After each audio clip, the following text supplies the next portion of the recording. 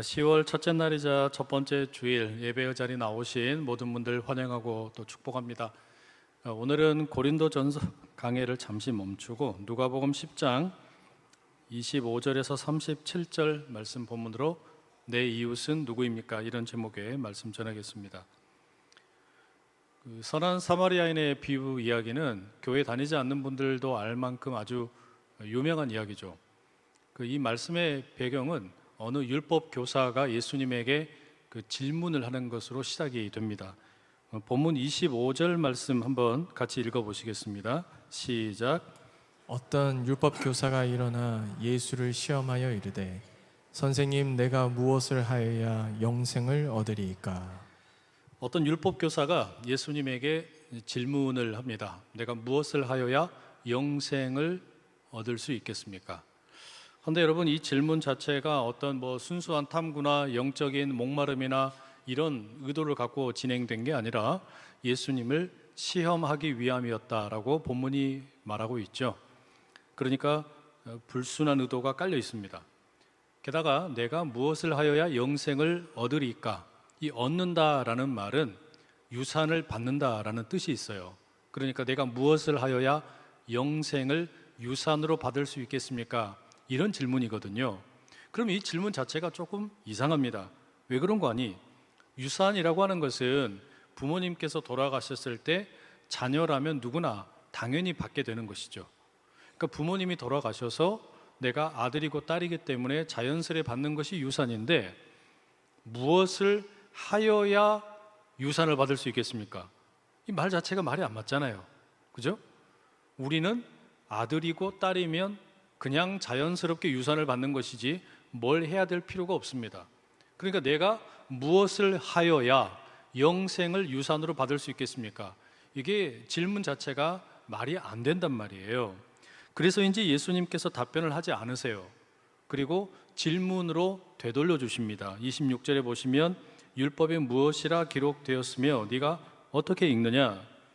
두 가지 질문을 하셨습니다. 첫 번째는 그 성경 말씀에 뭐라고 기록이 되어 있느냐, 그 내용, 무엇에 대한 질문이고요. 그 두 번째는 너는 그 말씀을 어떻게 읽느냐, 그 읽기의 방식에 대한 질문이라고 할 수 있습니다. 그랬더니 율법 교사가 아주 자기가 전문 영역 아닙니까? 율법에 아주 해박한 사람이니까 신명기 6장 5절 그리고 레위기 19장 18절 말씀 인용해가지고 이렇게 답변을 하죠.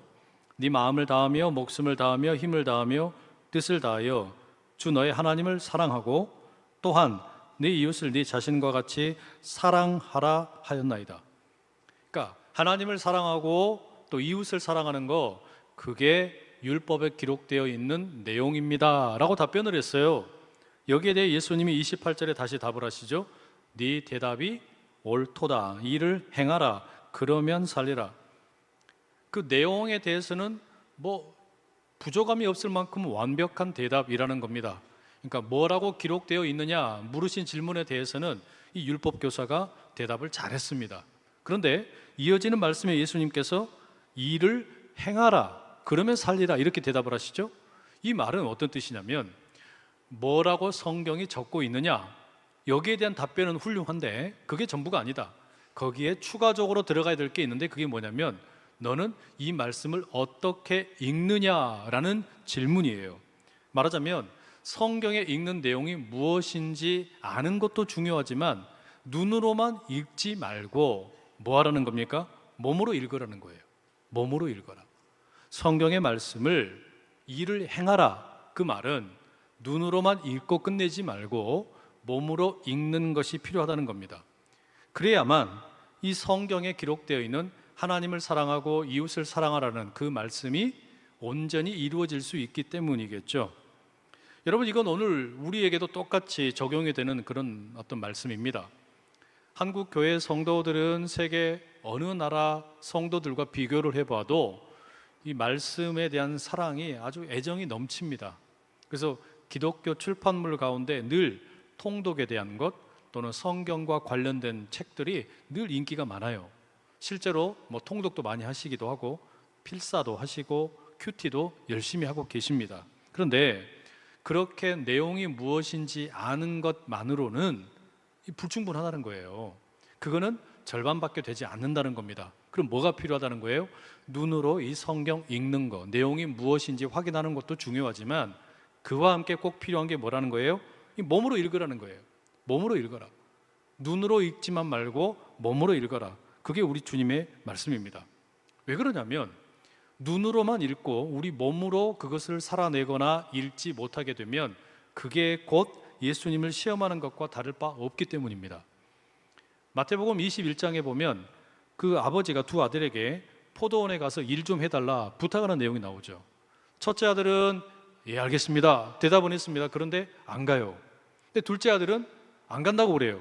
그래 놓고 나서는 나중에 포도원에 가서 일을 합니다. 그러면 여러분, 첫째 아들과 둘째 아들 중에 누가 아버지의 뜻대로 행한 것입니까? 첫째가 아니죠. 둘째입니다. 예 알겠습니다 말로만 하고서 포도원에 가지 않은 첫째가 아니라 말로는 그냥 뭐라고 투덜투덜 했을지 모르지만 실제로는 그 포도원에 갔던 둘째가 진짜 순종이란 말이에요. 그러니까 말씀을 눈으로 읽고 그리고 몸으로 살아낼 때 능력이 나타날 줄로 믿습니다. 이렇게 아멘이 작을 줄 알았어요. 그래서 한 번 더 제가 물을게요. 말씀을 눈으로만 읽지 마시고 몸으로 함께 읽을 수 있는 우리가 되기를 축복합니다. 왜냐하면 말씀을 몸으로 읽어낼 때 하나님의 능력이 나타나는 거예요. 말씀을 눈으로 읽고 우리 몸으로 살아낼 때 마귀가 떠나가고 하나님의 나라가 임하게 될 줄로 믿습니다. 네 대답이 옳다. 이를 행하라. 그러면 살리라. 예수님께서 답변을 이렇게 주셨죠. 그런데 율법교사가 여기서 물러서질 않습니다. 자기가 여전히 괜찮은 사람인 걸 증명하고 싶어서 자기를 돋보이게 하고 싶어서 29절에 또 예수님에게 물어봐요. 뭐라 그러냐? 그러면 내 이웃이 누구니까?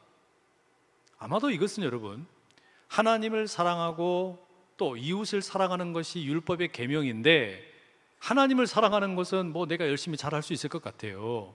그런데 내가 사랑해야 될 이웃이 누구냐는 거예요. 이웃이 내가 사랑해야 될 이웃의 범위, 내가 누구까지 사랑해야 됩니까? 그 내 이웃에 해당하는 사람이 누굽니까? 이걸 정해달라는 거죠. 아마 율법교사는 자기 나름의 그 이웃에 대한 범위가 정해져 있었을 겁니다.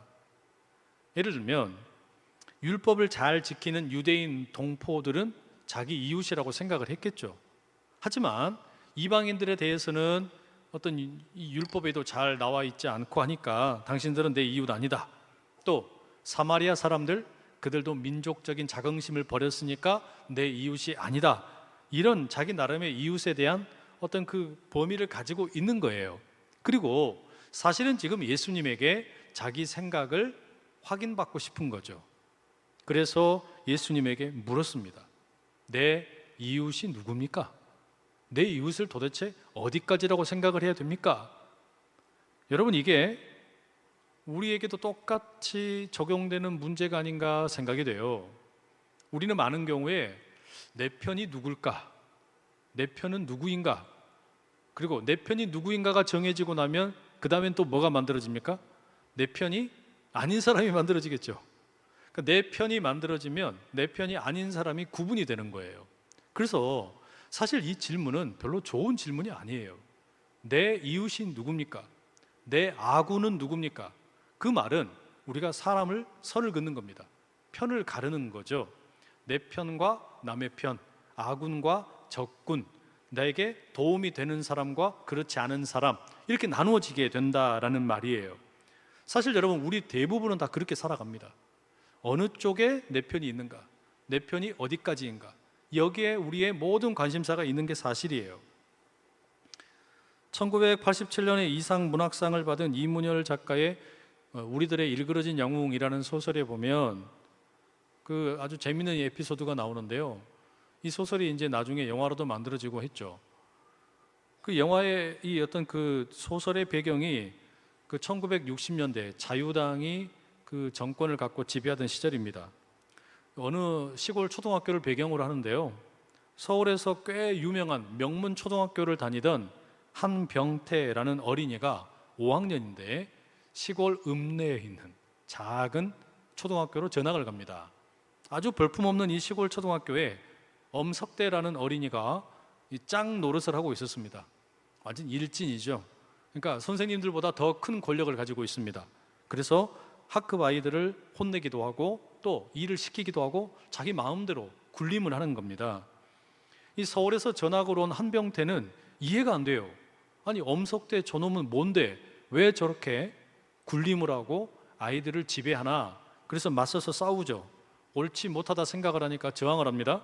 그런데 다른 학생들이 전혀 동참을 하진 않습니다. 그냥 벌벌 떨기만 합니다. 결국에 이 한병태가 내가 아무리 저항을 해봐야 소용이 없구나 깨닫고 나서는 그냥 항복을 합니다. 엄석대 이 최고 권력자에게 그냥 바짝 엎드리게 됩니다. 그랬더니 이 엄석대가 한병태에게 이런 말을 건네죠. 나한테 오는 게 그렇게 힘들었냐? 내 편이 되는 게 그렇게 힘들었냐? 이런 이야기예요. 내 편이 되면 내가 너 지켜줄 건데 왜 그렇게 자꾸 이상하게 행동했냐? 따진단 말이에요. 여러분, 내 이웃이 누구입니까? 내 이웃이 누구입니까? 정해 주십시오. 이 말 속에 있는 문제가 뭘까요? 거기에 들어가지 못한 사람들이 다 적이 된다는 이야기예요. 엄석대 편에 서지 않으면, 엄석대의 이웃이 되지를 않으면 다른 나머지 애들은 다 적이 되는 거예요. 여러분, 이게 우리 삶에 얼마나 많은 현실입니까? 율법 교사의 질문, 내 이웃이 누구입니까? 이 질문 속에는 그 율법 교사가 가지고 있었던 그 어떤 문제, 그리고 오늘 우리들의 깨어진 현실까지 고스란히 담겨 있는 거죠. 여기에 대해서 예수님이 들려주신 이야기가 우리가 잘 아는 선한 사마리아인의 비유 이야기입니다. 이 비유 이야기는 예루살렘에서 여리고로 내려가는 길에 어떤 사람이 강도들을 만나서 거의 죽을 만큼 얻어맞고 옷이 다 벗겨진 채 버려진 겁니다. 그 상황에 세 명의 사람들이 지나가게 되죠. 제사장, 레위인, 그리고 사마리아인입니다. 예루살렘 성전에서 섬기는 그 그룹들을 보면 첫 번째 제사장 그룹이 있었어요. 가장 높은 그룹이죠. 두 번째는 레위인 그룹이 있었습니다. 이 제사장들을 돕는 그룹이었습니다.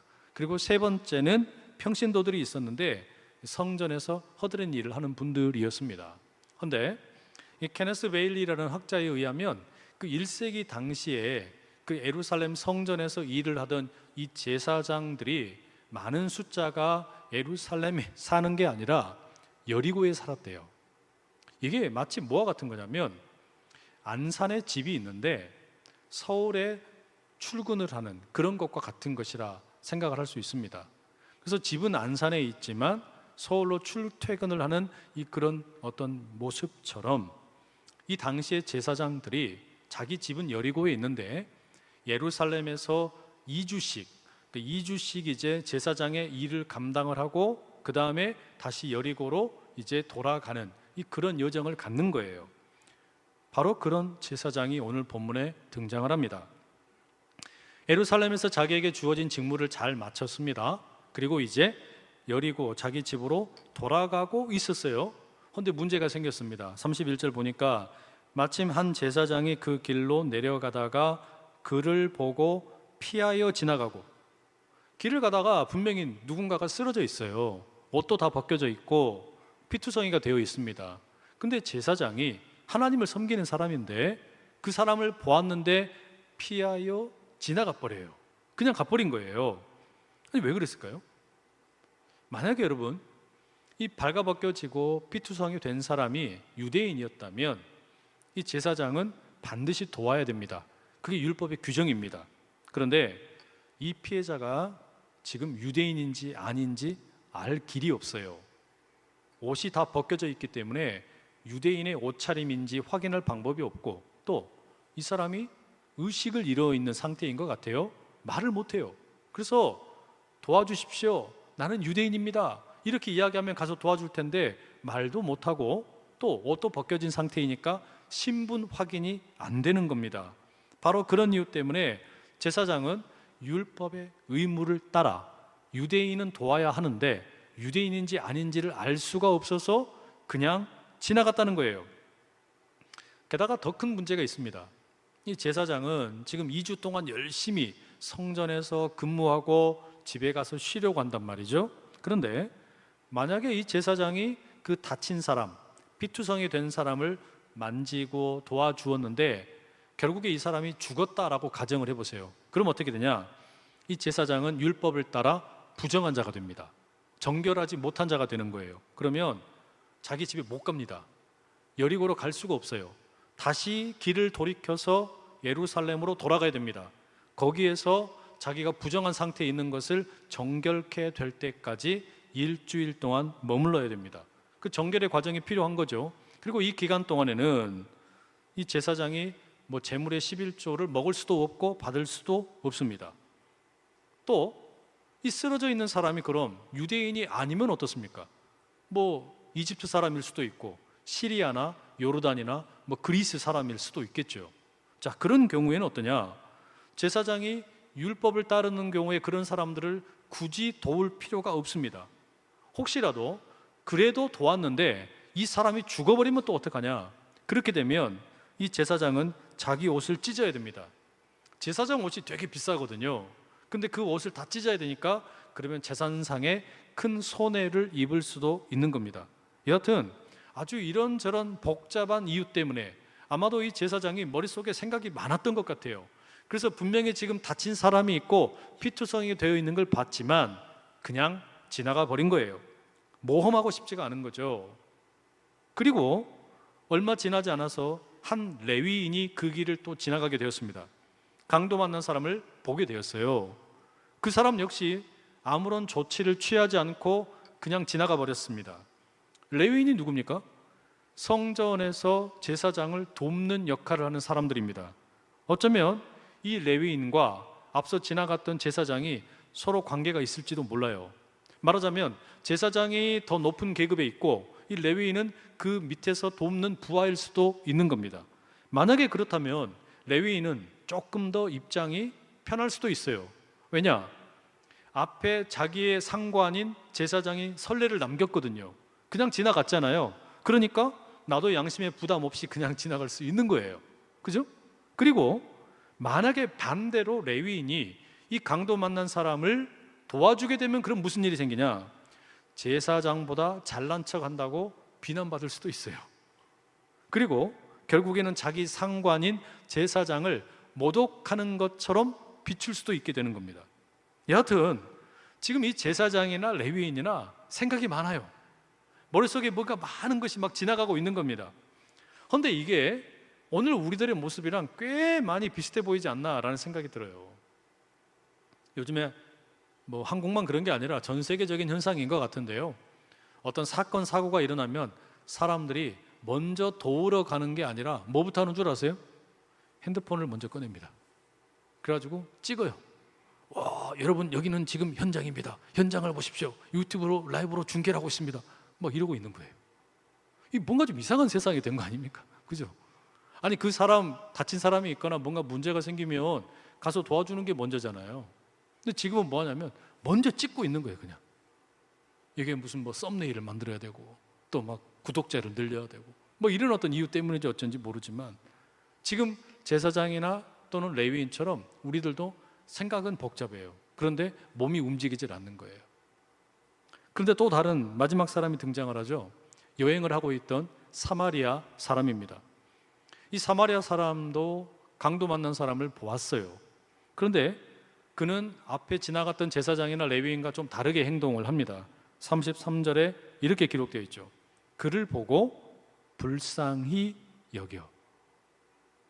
아무런 반응을 보이지 않았던 제사장이나 레위인과 달리 이 사마리아 사람은 불쌍히 여기는 마음을 갖습니다.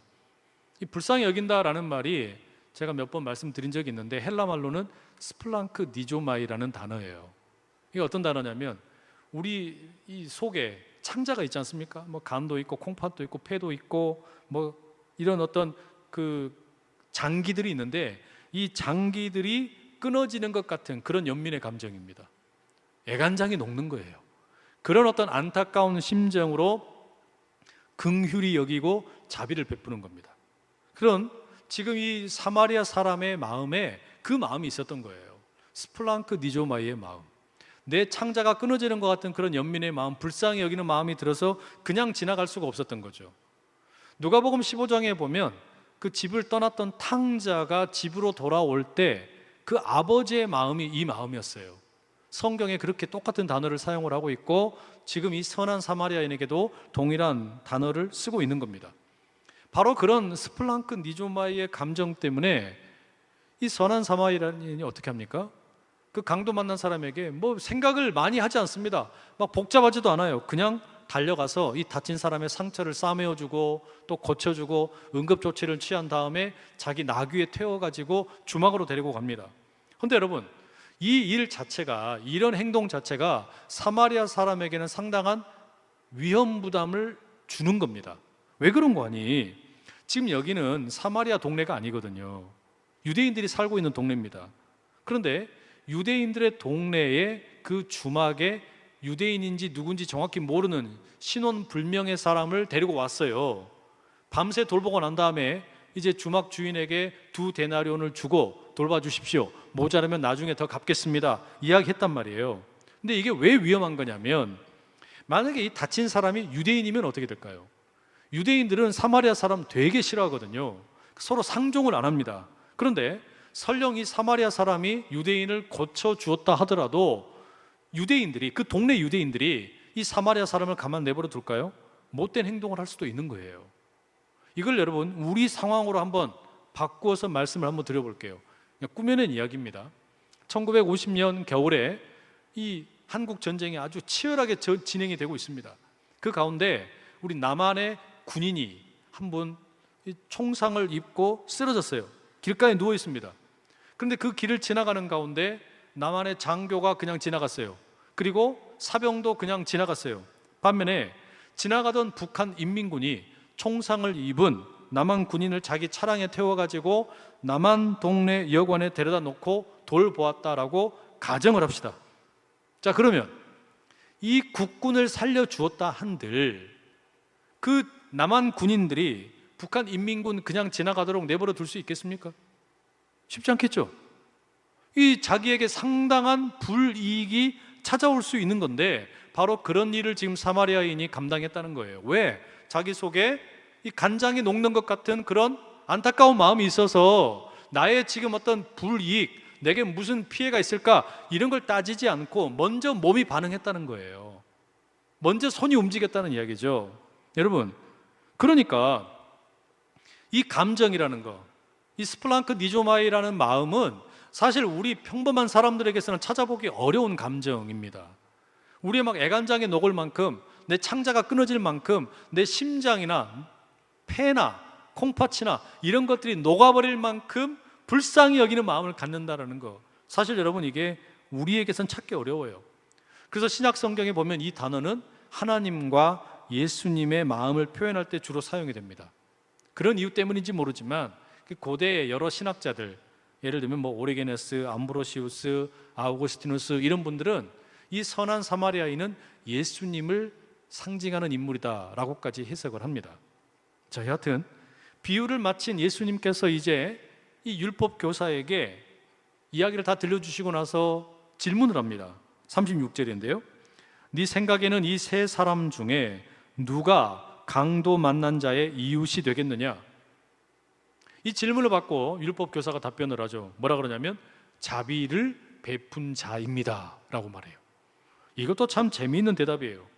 율법 교사가 사마리아인입니다 이렇게 대답을 안 해요. 왜? 자존심은 있어가지고. 사마리아인이 그렇게 선한 일을 했다라고 자기 입으로 말하기 싫어서 그냥 그의 신분, 인종 이렇게 말하는 게 아니라 그의 행동으로 자비를 베푼 자입니다 이렇게 이야기해요. 자, 여러분, 율법 교사는 예수님에게 내 이웃이 누구입니까? 라고 질문을 했어요. 그런데 예수님께서는 너의 이웃은 누구다 이렇게 시원하게 대답을 해주지를 않으셨어요. 그죠? 그리고 대신에 뭐라고 다시 물으셨냐면 누가 강도 만난 자의 이웃이 되어 주었느냐 이렇게 물으셨어요. 이건 꽤 큰 차이죠. 우리는 여러분 많이 이런 생각에 익숙합니다. 내 이웃이 누구인가? 내가 친하게 지내야 될 사람이 누구인가? 내가 누구를 이웃으로 삼을 때 이익을 얻을 수 있는가? 이런 것들이 우리에게 일반적인 생각이에요. 세상에서는 그렇게 생각을 많이 한단 말이죠. 그런데 예수님께서는 지금 그렇게 물으시는 게 아닙니다. 그렇게 가르치시는 게 아니에요. 세상에서는 내 편이 누구냐, 내 이웃이 누구냐 편가르기 하는 게 너무나 익숙한 어떤 현실일지 몰라도 그리스도인은 그래서는 안 된다는 거예요. 뭐라 그러시는 겁니까? 내가 돌봐야 할 이웃이 어디 있는가? 내가 어떻게 해야 선한 이웃이 될 수 있는가? 그것이 우리에게 필요한 마음이라는 거예요. 그들을 불쌍히 여길 수 있는 마음, 스플랑크 니조마이의 마음, 그 마음을 가지고 이웃을 돌보고 그의 친구가 되어주는 것, 그게 우리에게 필요한 마음이라고 예수님 가르치시는 겁니다. 물론 여러분, 이것은 우리 힘으로 되는 게 아니에요. 마지막 37절에 보시면 예수님께서요, 그 율법교사를 향해 마지막 이렇게 말씀하세요. 가서 너도 이와 같이 하라. 누구처럼 하라는 겁니까? 사마리아인처럼 하라는 거예요. 그런데 이 말씀은 뭐 우리 양심이나 도덕에 호소하는 그런 말씀이 아니에요. 착하게 살아라, 뭐 깨끗하게 살아라, 그런 이야기가 아니라 선한 사마리아인이 가졌던 마음, 스플랑크 니조마이의 마음, 내 애간장에 타는 것 같은 그런 안타깝게 여기는 마음을 가지고 주님의 마음을 본받아서 다른 어려운 이의 친구가 되어 주어라 요청을 하는 겁니다.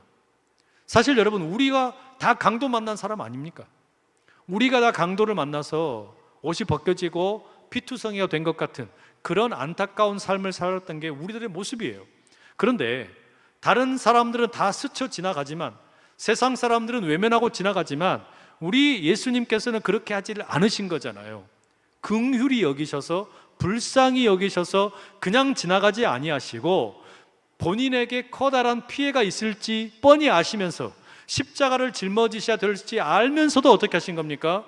우리에게 오셔서 우리의 얻어맞은 자리를 닦아주시고 또 고쳐주시고 싸매어주시고 회복시켜주시는 그 일을 감당을 하신 게 우리 예수님이시란 말이에요. 선한 사마리아인으로 먼저 우리에게 손을 내밀어 주신 그 예수님의 마음, 예수님의 그 사랑, 예수님의 그 은혜, 그것을 우리 마음에 고스란히 간직하고, 그러니 이제 우리도 또 다른 누군가에게, 또 다른 강도 만난 자에게 이웃이 되어줄 수 있는 우리가 될 수 있기를 간절히 축복합니다. 바로 그게 여러분, 각박한 세상에서 성도가 살아가는 방법 아니겠습니까? 여러분, 추석 연휴 어떻게 보내셨습니까?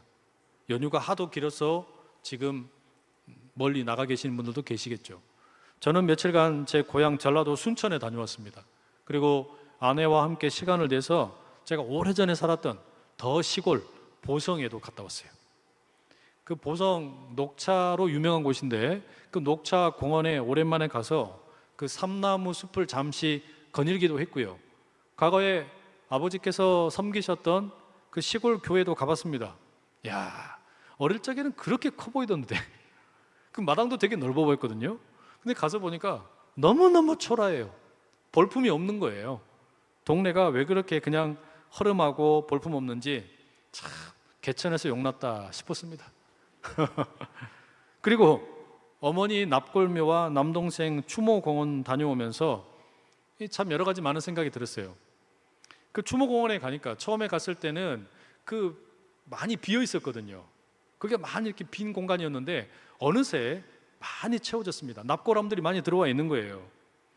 그런 생각이 들더라고요.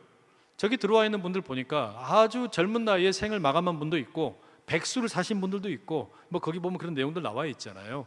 그런데 모두가 다 열심히 사셨을 텐데, 각자 자기 나름의 인생을 열심히 살았을 텐데 인생의 결과물이 뭐냐? 그게 뭐 10년을 살았든 50년을 살았든 70년을 살았든 100년 가까이 살았든 그 인생의 결과물이 그 항아리에 담긴 한 줌재밖에 없더라고요. 이게 참 여러분 묘하다라는 생각이 들었습니다. 여러분 옆에 있는 분 보십시오. 이분들도 다 항아리 속에 들어갈 분들이에요. 우리 옆에 있는 분들도 뭐 서로 순번이야 차이가 있을 수 있겠지만 때가 되면 그 자그마한 항아리 속에 한 줌 재가 되어서 들어갈 분들입니다. 그러면 여러분, 남는 게 뭡니까? 인생의 추억밖에 없어요. 그러니 우리에게 지금 시간이 있고 우리에게 기회가 있을 때에 옆에 있는 분들에게 좋은 이웃이 되면 참 좋겠습니다. 내 옆에 있는 자에게. 언제 우리 모두가 다 하나님이 부르실 때 떠나가야 될지 모르는데 할 수만 있다면 선한 사마리아인이 그랬던 것처럼 그 예수님의 마음, 스플랑크 니조마이의 마음을 가지고 내 옆에 있는 자를 좀 불쌍히 여기고 긍휼히 여기고 선한 이웃이 되어주는 그런 우리가 될 수 있기를 간절히 축복합니다. 여러분 그렇게 살기로 다짐하시겠습니까? 아멘으로 응답하신 여러분 가운데 제가 시 한 편 선물로 드릴게요. 이혜인 수녀님의 꽃잎 한 장처럼이라는 시입니다. 살아갈수록 나에겐 사람들이 어여쁘게 사랑으로 걸어오네. 아픈 삶의 무게를 등에 지고도 아무렇지도 않은 척 웃으며 걸어오는 그들의 얼굴을 때로는 선뜻 마주할 수 없어 모르는 채 숨고 싶은 순간들이 있네. 늦은 봄날 무심히 지는 꽃잎 한 장의 무게로, 꽃잎 한 장의 기도로 나를 잠 못 들게 하는 사랑하는 사람들, 오랫동안 알고 지내 더 이상 말이 필요 없는 그들의 이름을 꽃잎으로 포개어 나는 들고 가리라. 천국에까지. 이 마지막 표현이 참 여운에 많이 남습니다. 꽃잎에 소중한 이들의 이름을 포개어서 천국에까지 들고 가겠다. 여러분들의 이름을 꽃잎에 포개어서 천국에까지 들고 갈 사람이 누구입니까? 서로가 될 수 있기를 간절히 축복합니다. 저도 여러분들의 이름 꽃잎에 곱게 포개어서 천국까지 들고 올라가겠습니다. 우리 모두에게 그런 선한 이웃이 되기를 소망하는 갈망하는 그 마음 가득하기를 간절히 축복합니다. 기도하겠습니다. 사랑하는 주님, 내 이웃이 누구입니까? 질문하며 편을 가르기 익숙한 우리들의 마음이고 본성입니다. 그러나 내가 누구에게 이웃이 되어줘야 할까? 어떻게 해야 선한 이웃이 되어야 할까? 선한 사마리아인처럼 예수 그리스도의 마음을 받아 온전히 용기 있게 서로를 아끼고 사랑하는 인생 되게 하여 주시옵소서. 예수 그리스도의 이름으로 기도드립니다. 아멘.